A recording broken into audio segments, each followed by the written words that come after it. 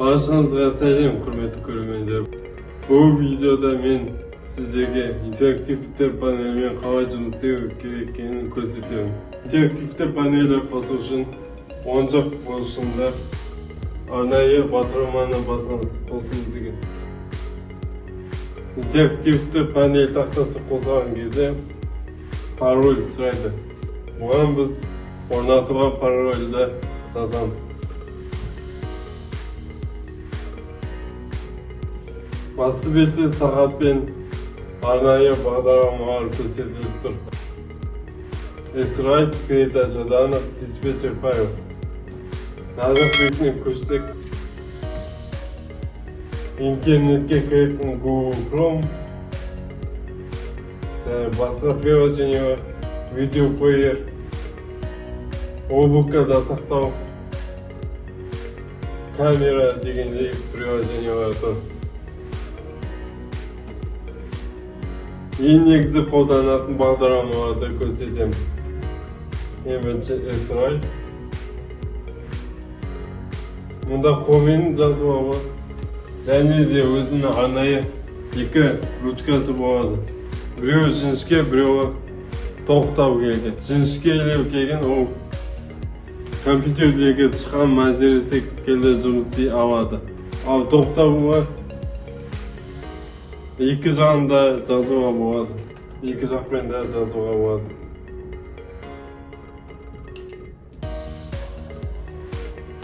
Өшірудің екі әдісі бар. Бірінші әдісін көрсетейін. Өшіргіш батырмасын басамыз. Ақ нүктені соңына қарай қозғалтамыз. Екінші тәсіл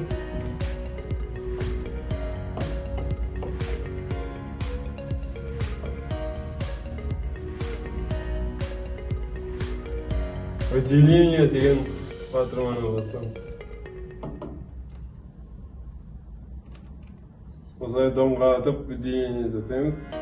Әжіле мусорный корзинканың суреті тұрады, соны басамыз. Bir бетті 3 бөлікке немесе 4 бөлікке бөлуге болады. Әжіле кубик-рубиктерді басамыз. Письмо режиміне. Екі бөлікке бөлінді. Екі жақтан да жазуға болады деген сөз. А жақ шетінде, оң жақ шетінде көрсетілген. 3 бөлік, 4 бөлік. Яғни оқушылар 4 бөлікте қоса бірге жаза алады.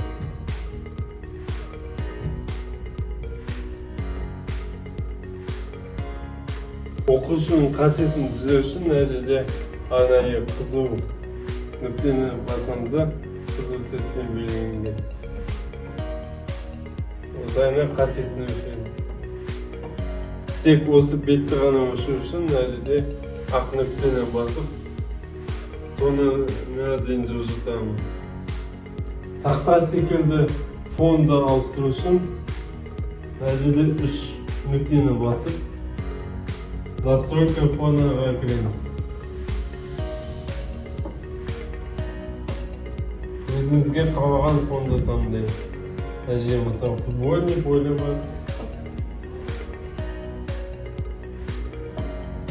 Осындай тақта бар.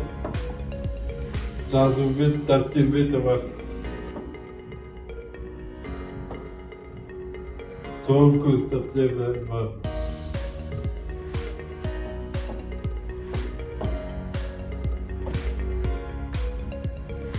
Бұл панельде екі жүйе бар. Біреуі осындай Android жүйедегі, және де біреуі Windows. Яғни бұл панельдің артында кішігірім компьютер орнатылған. Әжеде OPS деп шығады, яғни қосылып жатыр деген сөз.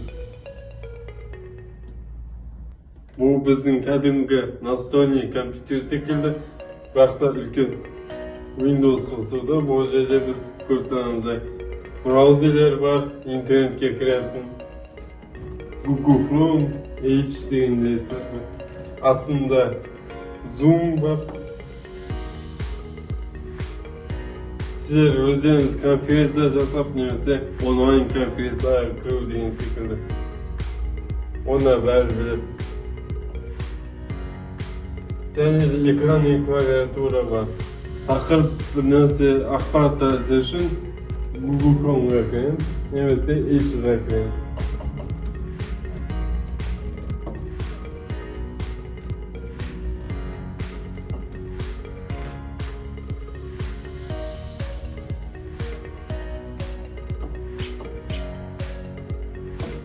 Осылай сабаққа, тақырыпқа байланысты керемет видеоларды іздеп, сабақтарыңызды керемет күшті өткізе аласыздар. Егер де сіздерде қолданыңызда флешка болып, оның ішінде слайд немесе презентация болса, оны интерактивтік панельдің ең артына қыстырамыз.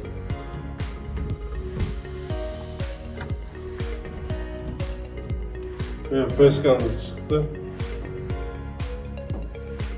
Файлды ашу үшін 2 рет чертеміз. Әжеде сол баяғыдай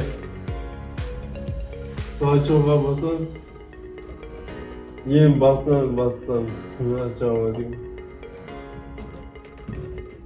Слайдты ары кейсі бетке көшу үшін қолмен экранды басамыз да мына жақ шетінен, оң жақ шетінен батырмаға шығады. Алға, артқа деген.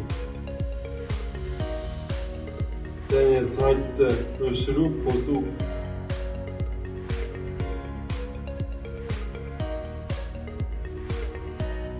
Және маркерді басып алады, маркерді басып указание жасай.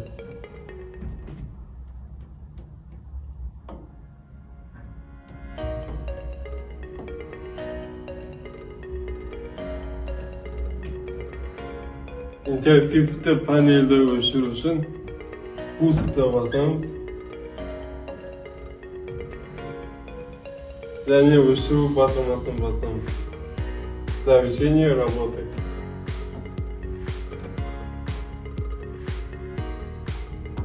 Басты бетке барамыз, интерактивный тақтаның өзінің домой деген үйдің суреті тұрады.